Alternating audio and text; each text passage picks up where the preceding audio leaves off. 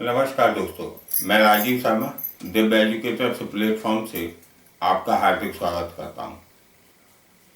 कल मैंने बीते हुए 2 वीडियो जो मैंने दिए थे आपको, मैंने गुड गवर्नेंस पे दिए थे।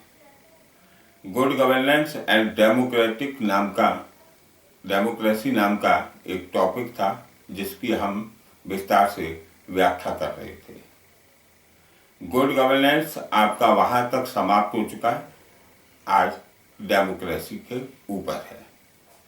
डेमोक्रेसी का आज क्या लाभ है, क्या हानियां हैं, कहाँ से डेमोक्रेसी शुरू हुई, कैसे ये खत्म हुई, वर्तमान प्रदेश में डेमोक्रेसी का अस्तित्व है कि नहीं, इसके विषय में हमें पूरा जानकारी होने चाहिए।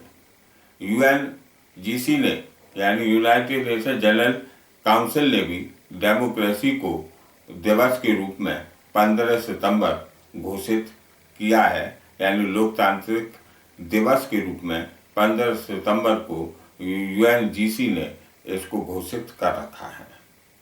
आज हम डेमोक्रेसी देखेंगे। डेमोक्रेसी असल में 2 शब्दों से मिलकर बनी है, एक डेमोस और दूसरा क्रैटोस। डेमोस मतलब जनता, क्रैटोस इट मीन्स शासन, यानी जनता का शासन। अब इसमें हमको ये देखना है कि जनता के शासन में जनता का क्या रोल है, डेमोक्रेसी कितने प्रकार की होती है। डेमोक्रेसी के प्रकार देखने पर के बाद में हम डेमोक्रेसी की मेरिट और डिमेरिट पर आएंगे। तो इसके विस्तार से देखने के लिए आओ हम चलते हैं अपने बोर्ड की तरफ और बोर्ड पर समझने की कोशिश करते हैं। डेमोक्रेसी में हमने देखा कि डेमोक्रेसी में 2 भागों में इसको बांटा है हमने, एक तो प्रत्यक्ष लोकतंत्र, अप्रत्यक्ष लोकतंत्र। प्रत्यक्ष लोकतंत्र को हमने इंग्लिश में डायरेक्ट डेमोक्रेसी कहा है, जो कि स्विट्जरलैंड में, ये बात विशेष रूप से ध्यान रखिए, डायरेक्ट डेमोक्रेसी यानी प्रत्यक्ष लोकतंत्र स्विट्जरलैंड में। और अप्रत्यक्ष लोकतंत्र में हमने भारत को लिया है, अमेरिका भी है, तमाम देश हैं, लेकिन इसमें को इनडायरेक्ट डेमोक्रेसी कहते हैं।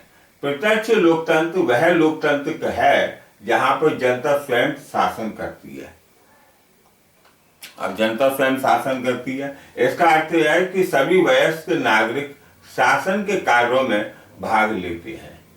डेमोक्रेसी हमने बताया था अभी आपको, लैटिन भाषा का शब्द है जिसमें डेमोक्रेसी को 2 भागों में तोड़ा है मैंने, एक तो डेमोस मतलब जनता और दूसरा है क्रैटोस यानी शासन।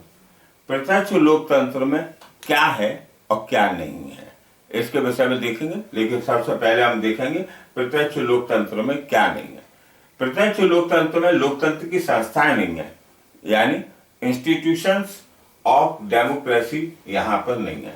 अब प्रश्न उठता है कि लोकतंत्र की संस्थाएं क्या हैं, तो संसद है यानी पार्लियामेंट, चुनाव आयोग है, इलेक्शन कमीशन है, और राजनीतिक दल है यानी पॉलिटिकल पार्टीज है, और न्यायपालिका है यानी जुडिशियल है।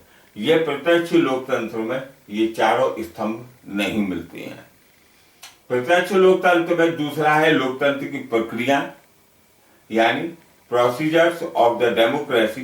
इसमें नियतकालीन चुनाव यानी टाइम बाउंडेड इलेक्शन बिल्कुल नहीं है।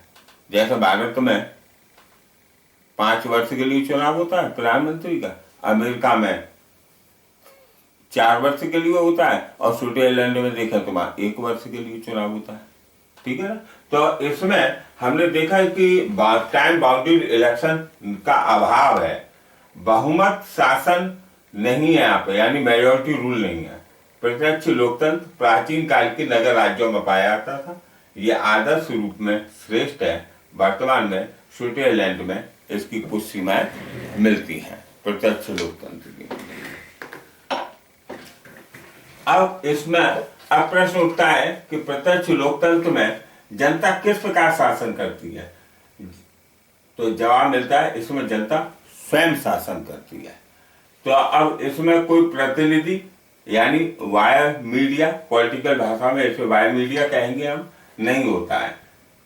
फिर आपके मस्तिष्क में प्रश्न उठेगा कि जनता किस प्रकार शासन करेगी, सभी लोग कैसे कानून बनाएंगे, सभी लोग कानून को कैसे लागू करेंगे, सभी लोग न्याय कैसे करेंगे, ये सब बातें कैसे होंगी।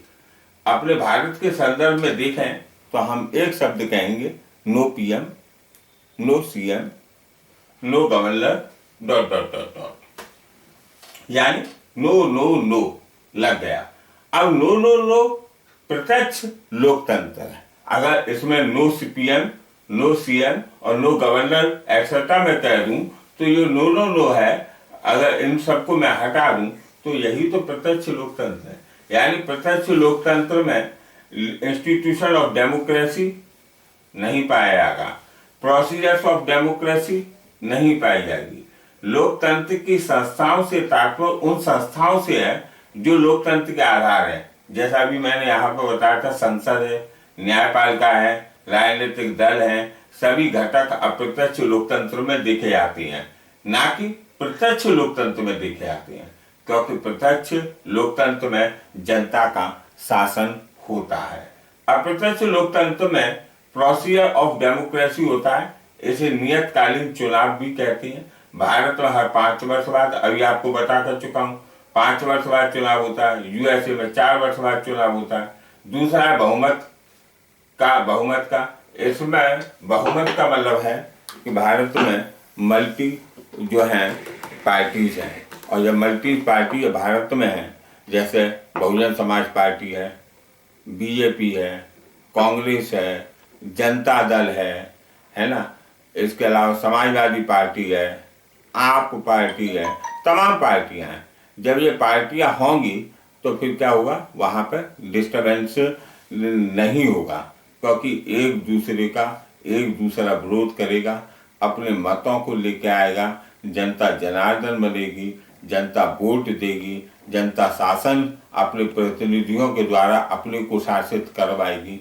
कुल मिलाकर ये प्रत्यक्ष लोकतंत्र में अभाव होता है इनका, और यहाँ पे इनडायरेक्ट लोकतंत्र में इनकी बहुलता होती है।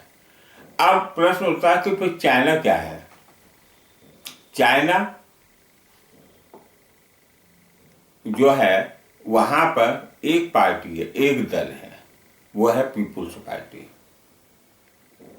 पीपुल्स पार्टी एक दल होने के कारण चाइना को हम लोकतांत्रिक देश नहीं कहेंगे। इसलिए चाइना हमारी दृष्टि से लोकतांत्रिक देश नहीं है। उस पार्टी का शासन है जो कि ब्यूरोक्रेट की तरह शासन करती है, इसलिए चाइना लोकतांत्रिक देश नहीं है। बांग्लादेश है, लोकतांत्रिक देश है, यद्यपि वहाँ पे 2 पार्टियां, लेकिन है तो पाकिस्तान है, लोकतांत्रिक देश है। अब म्यांमार है, लोकतांत्रिक देश है, लेकिन वहाँ पे वर्तमान में मिलिट्री शासन लगा हुआ है, तख्ता पलट कर दिया मिलिट्री ने। भारत है, लोकतांत्रिक देश है, ठीक है। जापान है, लोकतांत्रिक देश है।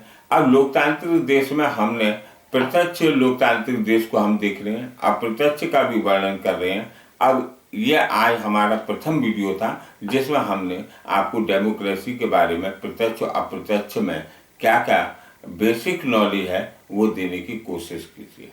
अब इसके बाद क्या क्या होगा उसके बारे में कल से हम फिर वीडियो देंगे, और ये वीडियो लगभग 3-4 दिन में समाप्त हो पाएगा, क्योंकि एक लंबा टॉपिक है और यूपीएससी से संबंधित टॉपिक है। और हमारा उद्देश्य यही है कि हम आपको सब कुछ अच्छी तरीके से फ्री में उपलब्ध कराएं, जिससे कि गाँव के दूर दराज के क्षेत्रों में रहे लोग जो है इस वीडियो को देखें, और देखने के बाद में इसका आनंद लें और अपने ज्ञान संवर्धन करें। तब तक के लिए अगर आपको मेरा चैनल अच्छा लगा तो लाइक कीजिए, सब्सक्राइब कीजिए, शेयर कीजिए, कमेंट कीजिए अगर कोई प्रश्न बनता है आपके मस्तिष्क में। और आपका चैनल है, आप खुद इसके भोगी हैं, और भोग करने के बाद में एक अच्छे मुकाम तक आप पहुंचेंगे, ऐसी मेरी अभिलाषा है। तब तक के लिए जय हिंद।